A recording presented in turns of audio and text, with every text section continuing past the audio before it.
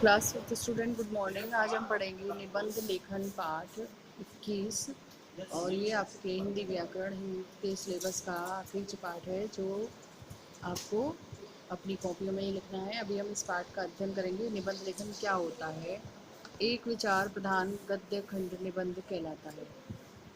मतलब जब हम अपने विचार किसी शीर्षक के लिए किसी बात के लिए प्रकट करते हैं, उसको हम जब अपने तरीके से उसको लिखते हैं उसको हम निबंध कहते हैं।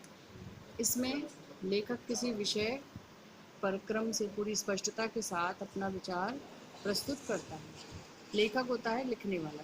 निबंध लेखन एक कला है। एक अच्छा निबंध लिखने के लिए विषय की पूरी जानकारी और भाषा पर अधिकार होना आवश्यक है।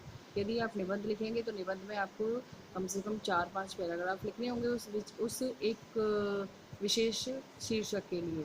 जैसे मैंने आपको दिया कंप्यूटर या स्वतंत्रता दिवस के ऊपर आप लिख के लिखा हो, तो आपको निबंध लिखना है तो कम से कम 2-3 पैराग्राफ उसके बारे में पता होना चाहिए और जो विषय आपको दिया जा रहा है निबंध लिखने के लिए उसकी पूरी जानकारी होनी चाहिए और हिंदी भाषा का अच्छा ज्ञान होना चाहिए। निबंध में भाषा के प्रति पूरी सतर्कता बरतनी होती है।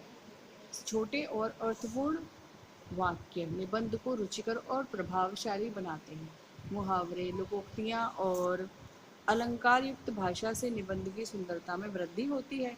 निबंध में लेखक के अनुभवों का बड़ा महत्व होता है। अनुभवी लेखक निबंध को सरस, सुंदर और ग्रहणशील बना देता है। मतलब अपने अनुभव के साथ आपको उस जो भी शीर्षक आपको दिया गया है निबंध का, उसमें आप यदि अच्छी हिंदी भाषा का प्रयोग करेंगे तो निबंध पढ़ने में भी अच्छा लगेगा और सुंदर और ग्रहणशील बन जाएगा, ताकि लोग जो पढ़ें उस निबंध को तो आपके विचारों को अच्छे से समझ जाएं कि आपने निबंध में ये चीज़ बताई है हमें। ठीक है, जैसे अभी देखो स्वतंत्रता दिवस के बारे में इसमें पहले भी ये पढ़ते हैं। आरंभ कैसे करते हैं? निबंध को निम्नलिखित 3 भागों में विभाजित करके लिखना चाहिए। आरंभ यानी प्रस्तावना, शुरू कैसे करें? इसमें विषय का आरंभ विषय के संक्षिप्त परिचय के साथ देना चाहिए।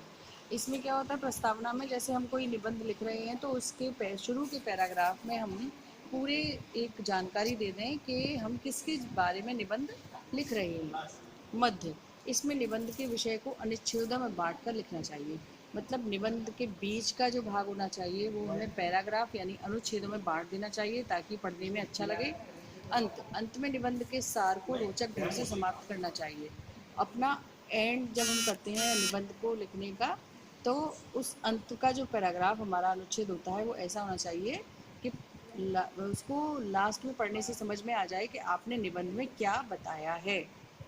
ठीक है, तो ये है आपका निबंध क्या होता है।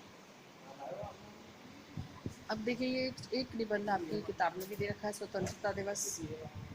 ये देखिए पूरा पैराग्राफ में से चेंज है, कॉमा भी इसमें यूज हुए हैं और देखो एक इसमें कविता की पंक्ति भी इसमें लिखी गई है। आप भी ऐसे लिख सकते हो, क्योंकि निबंध के विषय बच्चों ऐसा होता है कि आपको ये नहीं है कि आपको जो आपने किताब में या पढ़ लिया या जो आपने कॉपी में मैडम ने लिखवा दिया बस वही निबंध आपको लिखना और पढ़ना है।